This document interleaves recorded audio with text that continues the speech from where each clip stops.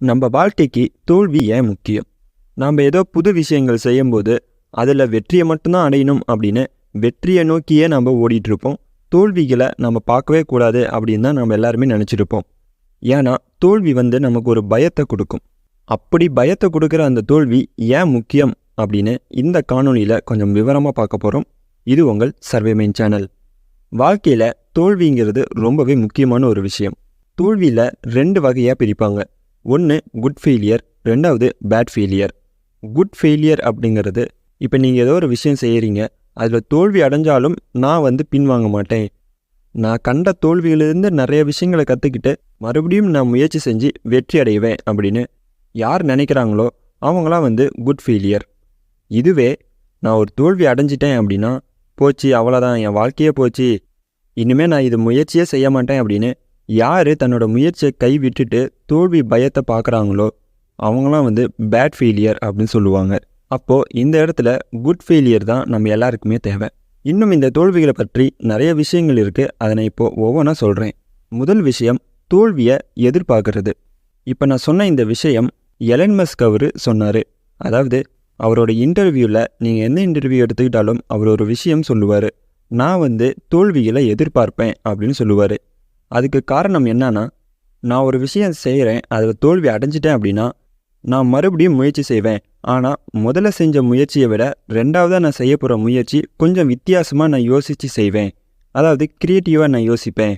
அந்த க்ரியேட்டிவாக என்னை யோசிக்க வைக்கிறது யாருன்னு பார்த்தீங்கன்னா, அந்த தோல்வி தான் என்னை க்ரியேட்டிவாக யோசிக்க வைக்குது அப்படின்னு சொல்லியிருப்பார். இப்போ அவர் சொன்னதை வச்சே நாம் தெரிஞ்சிருப்போம் தோல்வி எவ்வளோ முக்கியமான ஒரு விஷயமா இருக்குது அப்படின்னு.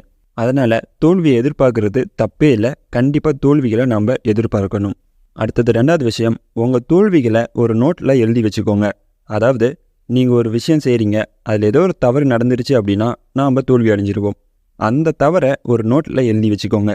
மறுபடியும் நீங்கள் முயற்சி செய்யும்போது அந்த தவறை நீங்கள் செய்யாமல் பார்த்துக்கணும். ஏன்னா நிறைய பேர் என்ன பண்ணுவாங்கன்னா, ஒரு விஷயம் செய்கிறாங்க, அதில் தோல்வி அடைஞ்சிட்டாங்க அப்படின்னா ஏதோ ஒரு தவறு மூலமாக தான் அந்த தோல்வி அடைஞ்சிருப்பாங்க. அதே தவிர 2வது முறையும் அவங்க செய்வாங்க. அவங்க 2வது முறையும் ஏன் அந்த தவறு செய்கிறாங்க அப்படின்னா, முதல் தவறை அவங்க திருத்திக்கல, அதிலிருந்து சில விஷயங்களை அவங்க இன்னும் நிறைய கற்றுக்கல அப்படின்னு தான் அர்த்தம். அதனால் உங்கள் தவறுகளை எல்லாத்தையுமே ஒரு நோட்டில் எழுதிக்கோங்க. அந்த தவறுகளை மறுபடியும் செய்யாத மாதிரி முயற்சி பண்ணுங்கள். அடுத்தது 3வது விஷயம், உங்கள் தோல்விகளை சரி செய்ய முயற்சி பண்ணணும். இப்போ நான் சொன்ன இந்த 2வது விஷயமும் 3வது விஷயம் கிட்டத்தட்ட ஒரே மாதிரி தான் இருக்கும். ஆனால் நீங்கள் ஒரு தோல்வியை பார்க்கும்போது அதிலிருந்து சில விஷயங்களை நீங்கள் தெரிஞ்சு வச்சுருப்பீங்க. மறுபடியும் நீங்கள் முயற்சி செய்யும்போது, முன்ன நீங்கள் செஞ்ச முயற்சியை விட 2வது தடவை நீங்கள் முயற்சி செய்யும்போது நீங்கள் நிறைய விஷயங்கள் கற்றுக்கிட்டு முயற்சி செய்வீங்க. அதாவது அந்த இடத்துல க்ரியேட்டிவான சில விஷயங்கள் நீங்கள் யோசிப்பீங்க. அந்த க்ரியேட்டிவான சில விஷயங்கள் நீங்கள் யோசிக்கிறதுக்கு காரணம் நீங்கள் அடைஞ்ச தோல்வி தான். அதனால் உங்கள் தோல்விகளை நீங்கள் அடையும் போது நீங்கள் நிறைய விஷயங்களை லேர்ன் பண்ணுவீங்க. 2வது முறை செய்யும்போது நீங்கள் க்ரியேட்டிவான சில விஷயங்களை யோசித்து செய்வீங்க. இப்படிலாம் நீங்கள் செய்கிறது மூலமாக கண்டிப்பாக நீங்கள் கூடிய விரைவிலேயே வெற்றிங்கிறது நீங்கள் பார்க்க ஆரம்பிச்சிருவீங்க. அடுத்தது 4வது விஷயம், உங்கள் தோல்விகளை முடிவெடுங்க. அதாவது நீங்கள் ஒரு விஷயம் செய்ய போகிறீங்க அப்படின்னா நீங்கள் அதை முழுமையாக அனலைஸ் பண்ணணும். இப்போ உதாரணமாக சொல்லணும்னா, நீங்கள் உங்கள் பணத்தை முதலீடு செய்யணும்னு ரிஸ்க் எடுக்க முயற்சி பண்ணுறீங்க. அப்படி ரிஸ்க் எடுக்கும்போது அதில் வெற்றி அடைஞ்சால் நான் சந்தோஷப்படுவேன், ஒருவேளை தோல்வி அடைஞ்சிட்டேன் அப்படின்னா என்னோடய பணத்தை நான் இழந்துருவேன், இருந்தாலும் நான் கவலைப்பட மாட்டேன் அப்படின்னு நீங்கள் முன்னாடியே யோசித்து வச்சுக்கணும்.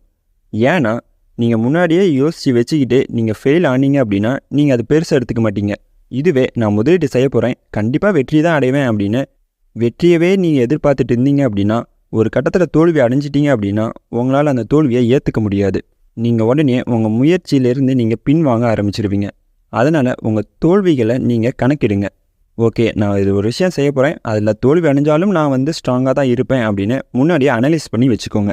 அடுத்தது 5வது விஷயம், தோல்விகளை சீக்கிரமாக பாருங்கள்.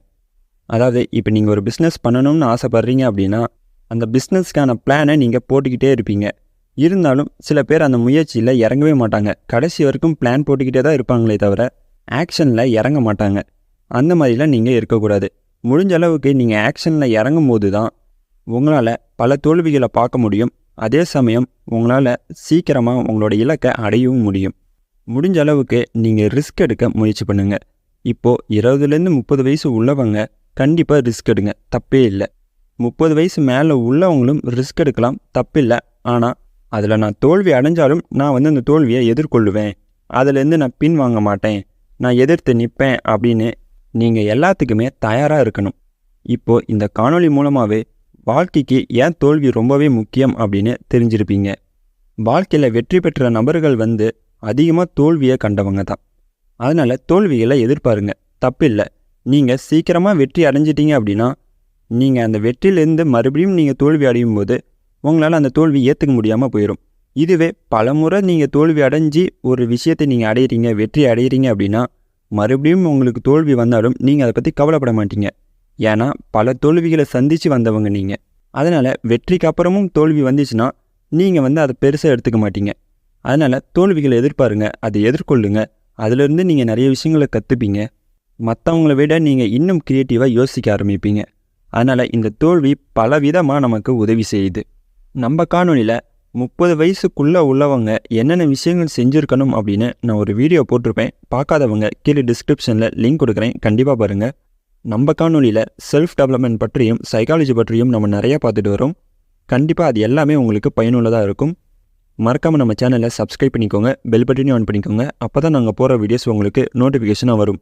மீண்டும் மற்றொரு காணொலியில் சந்திப்போம். இது உங்கள் சர்வே மெயின் சேனல். நன்றி, வணக்கம்.